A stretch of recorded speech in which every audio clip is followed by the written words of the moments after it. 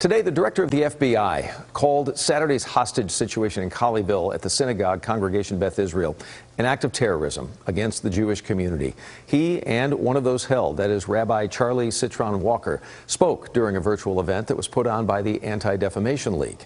Jack Fink in our CBS and DFW studio today with the takeaway that we can all take from this discussion today. Jack? Well, Doug, the webinar was called Fighting Hate from Home, Lessons from a Hostage Crisis. FBI Director Christopher Wray pledged to thoroughly, aggressively, and rigorously investigate Saturday's attack. Let me be clear and blunt. The FBI is and has been treating Saturday's events as an act of terrorism targeting the Jewish community. The FBI director said agents are continuing to investigate why the British national specifically targeted Congregation Beth Israel in Colleyville and held Rabbi Charlie Citron Walker, Jeffrey Cohen, and two other congregants at gunpoint. But during a webinar by the Anti-Defamation League, Wray spoke about a broader truth.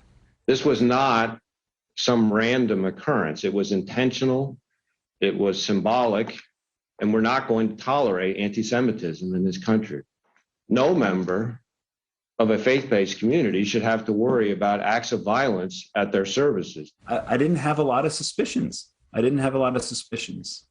Rabbi Citron Walker described what the man was like initially after he and another congregant allowed the man inside. But that changed when their hostage taker held them at gunpoint and placed his first demand, calling another rabbi whose name he had read about. Rabbi Citron Walker says the man believed in anti-Semitic tropes and that they, as Jews, could help win the release of Afia Siddiqui, a woman serving an 86-year sentence at a federal prison in Fort Worth for attempting to murder U.S. soldiers. And I was thinking, this guy really believes that Jews control the world. And that's why he specifically targeted a synagogue. He was asked, what comes next?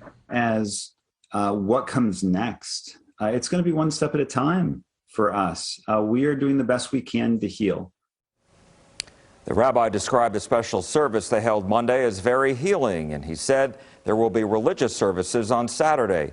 He's been praised for his work with local leaders of other faiths, and he and other Jewish leaders expressed how important it is to continue building bridges with the greater community. Doug? Jack, we appreciate that update. And also one other item of note today that we get. Two men were arrested earlier today. This is in England as part of this ongoing investigation into the synagogue hostage standoff.